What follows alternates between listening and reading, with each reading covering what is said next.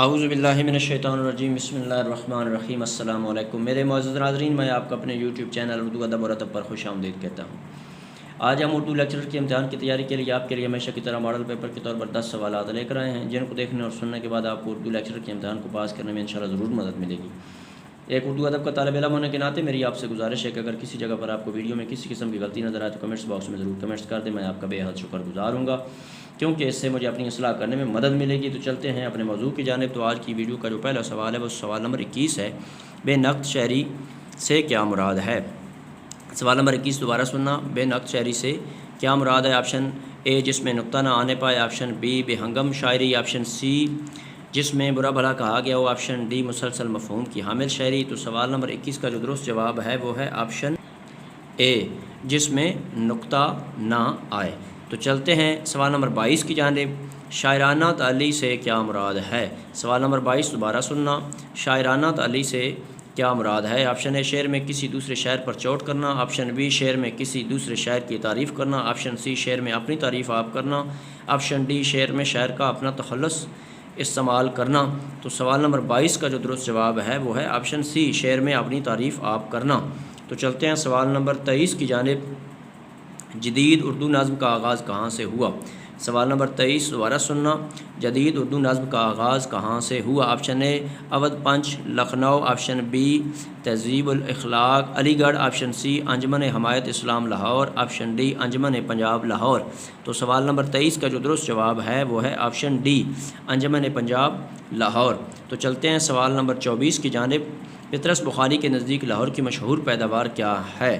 سوال نمبر 24 دوبارہ سننا، پطرس بخاری کے نزدیک لاہور کی مشہور پیداوار کیا ہے؟ آپشن اے طلباء، آپشن بی کالج اور سکول، آپشن سی انجمنیں، آپشن ڈی رسائل و جرائد۔ تو سوال نمبر 24 کا جو درست جواب ہے وہ ہے آپشن اے طلباء۔ تو چلتے ہیں سوال نمبر 25 کی جانب۔ سوال نمبر 25 ہے، بقول سر عبد القادر ایک مرتبہ علامہ اقبال نے مصمم ارادہ کر لیا تھا کہ وہ شعر نہیں کہیں گے اور جو وقت شاعری میں صرف ہوتا ہے اسے کسی اور مفید کام میں صرف کریں گے، مگر انہوں نے اپنا ارادہ ترک شاعری ترک کر دیا، کس کے سمجھانے پر؟ سوال نمبر 25 دوبارہ سننا، بقول سر عبد القادر ایک مرتبہ علامہ اقبال نے مصمم ارادہ کر لیا تھا کہ وہ شعر نہیں کہیں گے اور جو وقت شاعری میں صرف ہوتا ہے اسے کسی اور مفید کام میں صرف کریں گے، مگر انہوں نے اپنا ارادہ ترک کے شاعری ترک کر دیا، کس کے سمجھانے پر؟ آپشن اے Akbar Allahabadi, option B professor Arnold, option C Khwaja Hasan Nizami, option D Syed Mir Hasan. تو سوال نمبر 25 کا جو درست جواب ہے وہ ہے آپشن بی پروفیسر آرنلڈ۔ تو چلتے ہیں سوال نمبر 26 کی جانب۔ تو سوال نمبر 26 ہے، خواجہ میر درد شاعر ہیں جبکہ خواجہ حسن نظامی نثر نگار، پھر دونوں میں قدر مشترک کیا ہے؟ سوال نمبر 26 دوبارہ سننا، خواجہ میر درد شاعر ہیں جبکہ خواجہ حسن نظامی نثر نگار، پھر دونوں میں قدر مشترک کیا ہے؟